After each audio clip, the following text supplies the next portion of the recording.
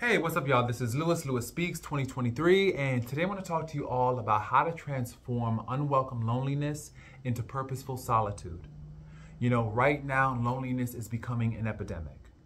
You know, everyone out here nowadays has struggled to really find other people to connect with. A lot of us, I think after the pandemic, we really got used to being in our houses away from other people, and the social distancing has really impacted us in various ways, you know. I noticed that people really struggle to connect with other people now and even go to work and be at work and be present at work. You know, the working environment has taken on a different tone. A lot of people are now short-tempered with one another. They're just impatient. They don't want to really be around one another. A lot of people are doing remote work. They're working from home. They're doing hybrid schedules where they spend some time in the office and some time at home. And it's just become a really different climate than the one I was raised in. Even when you think about 10 years ago, the world has shifted in terms of how it's relating to itself and each other. You know, I know personally I have experienced feelings of loneliness as a result of the social distancing, as a result of this new climate. You know, there's just so much lawlessness in the world and people that just don't care. And so it's hard to be around people that don't share your same values, your same beliefs, your same principles. And it's leading to moral burnout, where people are now at workspaces and even going food shopping. They just don't want to be around people because people these days, they lack consideration, they lack care. There's no genuine concern.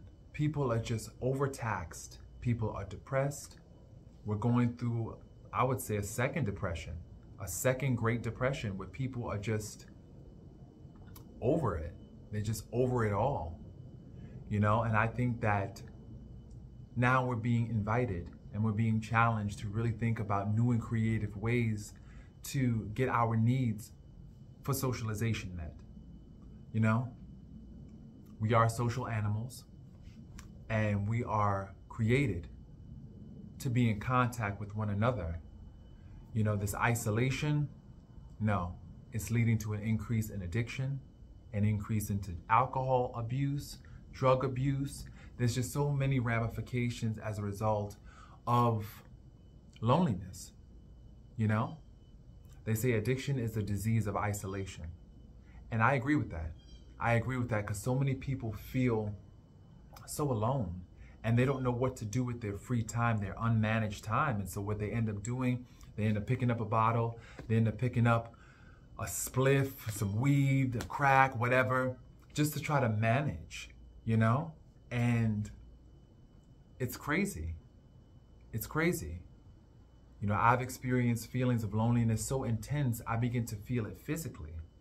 I begin to have a somatic experience where you feel it in your body and you're just like, what is this? What is this? Because you yearn for that connection. You yearn for that closeness with another person. And to be honest, you could be in a room full of people and still feel alone because you're not getting your need for intimacy met. You're not feeling connected to other people. And what makes people feel connected? When they feel seen, when they feel heard, when they feel represented, when they see themselves in another person, when they see their experience in another person, then you feel this connection. And I think a lot of people don't see themselves out in the world. I know me personally, I don't see myself in many of the spaces that I occupy. I don't see myself at work. I don't see myself at the grocery store. I don't see myself in various social settings, you know? I don't see myself at the bars and clubs that I frequent. I don't share the same values, the same principles, the same morals as a lot of the people that I come in contact with. And so you feel very alone even when you have people that you're around. And you also don't feel cared for. I think also genuine concern. Genuine, and you know when the concern is genuine, you feel it. You feel it. You don't have to imagine it. You don't have to hold up a cue card and tell people to read from the script on how to love you. You just feel loved on. You feel seen, you feel heard. And I think this is why people feel so alone, because they just don't feel like they're connected in any real ways, you know? So the purpose of this video is to discuss how to turn that unwelcome loneliness into purposeful solitude. You have to, for one, have interests. You have to invest in yourself, your self-improvement, your growth, your evolution, and you also have to get involved. So the 3 I's: invest, have interests, and get involved. So let's break it down. Interests. What interests you? What interests do you cultivate by yourself or with yourself? You have to have hobbies, goals, things that you really enjoy. This could mean reading, hiking, swimming, dancing. There's just so many to choose from. You know, doing puzzles. You know, do something, learning a new skill. YouTube University is great because it teaches you how to do so many different things. YouTube, you click on something that you want to learn and you go for it. You know, so if you're going to be with yourself, if you're going to have to deal with this isolation, you might as well learn something while you're here. You might as well fill your time up with something productive. So, fostering your own interests, really figuring yourself out and connecting with yourself, because oftentimes we mention that, as I mentioned earlier, you just don't feel connected to people.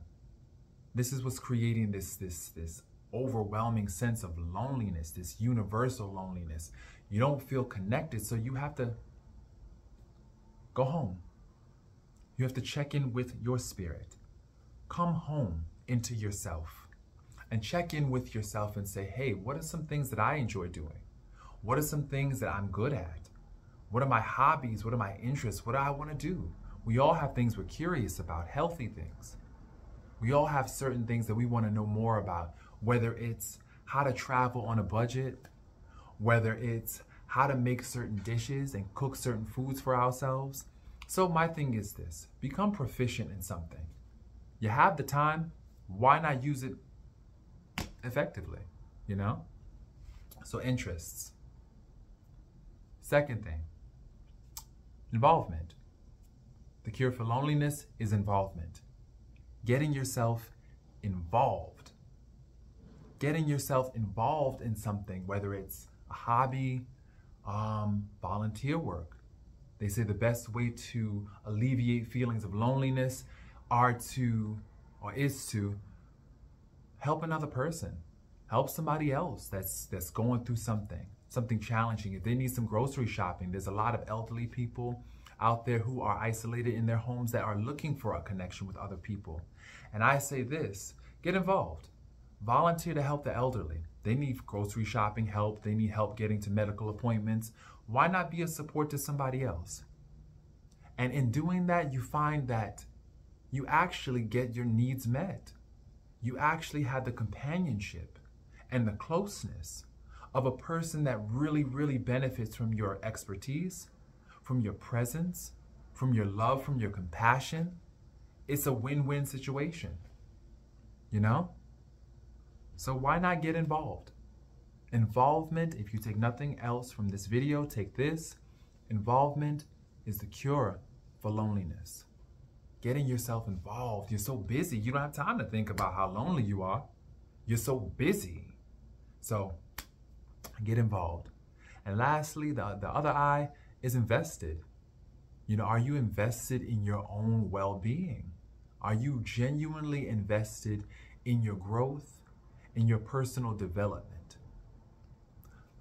If you are lonely, if you are chronically lonely, you have to be the only person sometimes you feel, this is what you feel. This is not necessarily the truth, but sometimes you feel as though you're the only person that cares about you, you know? And I think that that's important. That's really important. You know, you are I say this, you are your best friend. You are your greatest support system. So you have got to check in with yourself. The truth of the matter is we're not alone in our alone. We're not alone in feeling alone. A lot of people out there are feeling this intense loneliness, but oftentimes our minds will trick us and make us think that we are the only people.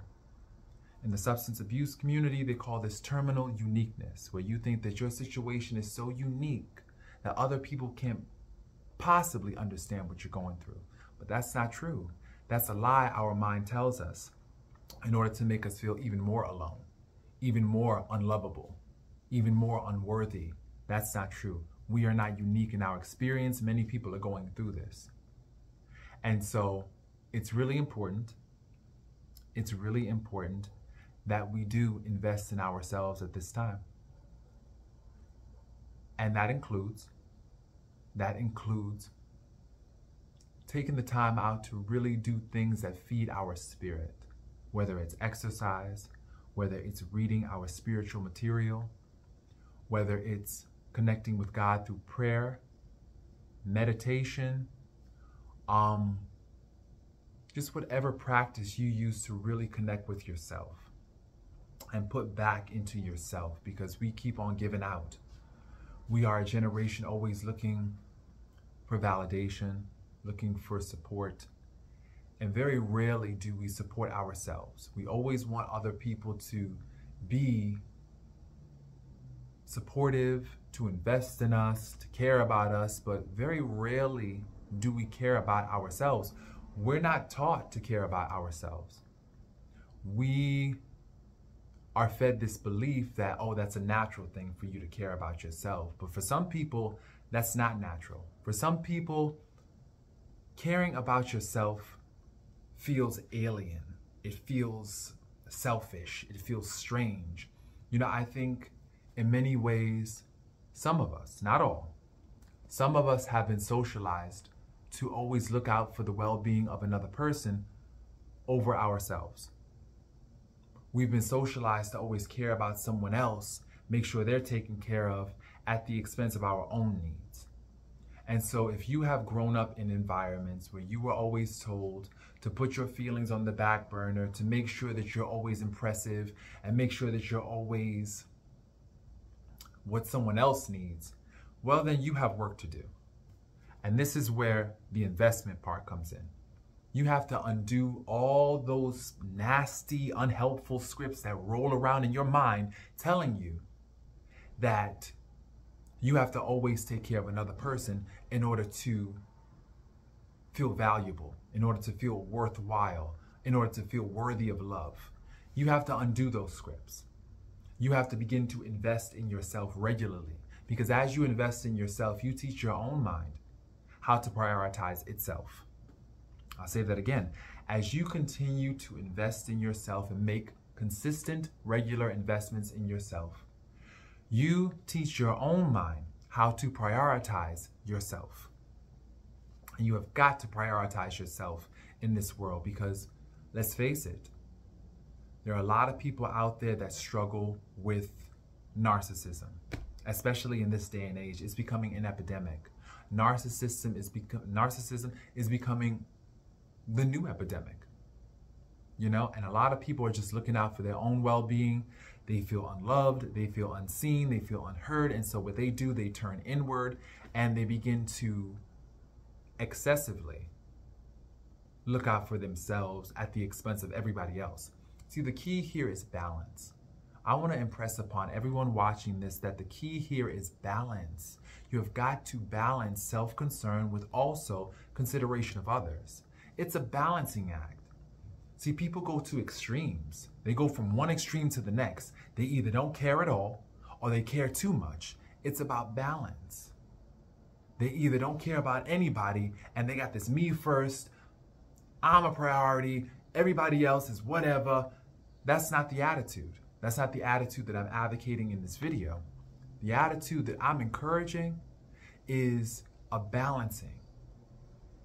Prioritizing your needs while at the same time making sure that you consider other people as well. You know? I think right now, you know, a lot of people, you know, the pendulum has shifted towards narcissism because I guess in the early 90s, we were always taught to set ourselves on fire, to make sure that other people were warm, We were always taught to sacrifice ourselves to make sure that other people had. And this was seen as noble. So I think now we're swinging to this pendulum where chronic selfishness and narcissism is the rule of the day. And me personally, I don't vibe with that energy. That's not cool with me. Being narcissist, always looking out for yourself, not caring about somebody else at the expense of no. I'm saying look out for yourself, prioritize your needs, keep your cup full so that way you could be present for other people and you can also accept love. Because there are people out there who struggle with accepting love. They can only give. They don't know how to receive love. And if that's you, you're always giving love but don't know how to receive it, you have a different lesson. You have to teach yourself, I'm worthy of love. You have to affirm yourself and teach yourself, hey, wait a minute, I'm worthy here. I am worthy of love. I deserve love. I deserve the same love, the same grace, the same compassion that I give to everybody else. So I've really got to pour into me, and learn how to accept love while I give love in return. So once again, it's just about balance. It's just about balance. And I see that this world is slowly slipping off its axis and it's losing its balance. And so I think it's time for a shift. I think that many people are struggling with loneliness right now, and isolation causes them to really, really go inward, and that's good, but you also have to balance that with considering other people's needs. So as you work towards purposeful solitude, which my definition of purposeful solitude is using the time that you have and enjoying the time that you have, using it wisely to cultivate more of yourself, filling your cup up, using that time so that way it's not seen as a sentence. Because being alone is not bad. Being alone can create so many new opportunities and can open up your spirit to so many awakenings, epiphanies. You have just no idea of the beauty and the benefit of being with yourself. At the same time, using that time effectively is important. Because I'm not trying to deny, make no mistake about it, I'm not trying to deny the beauty and the benefit of having company, of interacting with other people. I think, as I mentioned before, we're all social animals. But at the same time, when that company is not available, what are we supposed to do? Shrivel up and die? No. We have to learn new ways of coping, healthy ways of coping, while we also, take heart. Take heart and look for new opportunities to connect with others. While we do that, we also have to make sure that we're pouring into ourselves. So while you wait for a great, healthy company to come on board, you have to definitely just pour into yourself. Pour into you, Definitely sit with yourself, fill up your cup, so that way you have something to bring to the table. That's really, really important. And so I encourage everyone out there to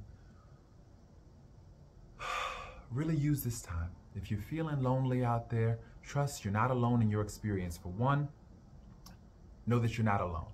Right now, we are going through an epidemic of loneliness, right? Knowing that you're not alone is very, very important. Two, use that time to invest in yourself, to cultivate your interests and get involved. Get involved, So I definitely would love to hear people's experience with loneliness and how they're coping in healthy ways, because that's important. Because with loneliness, it can take you down a very destructive path. It can make you feel like no one loves you, so why should you love yourself?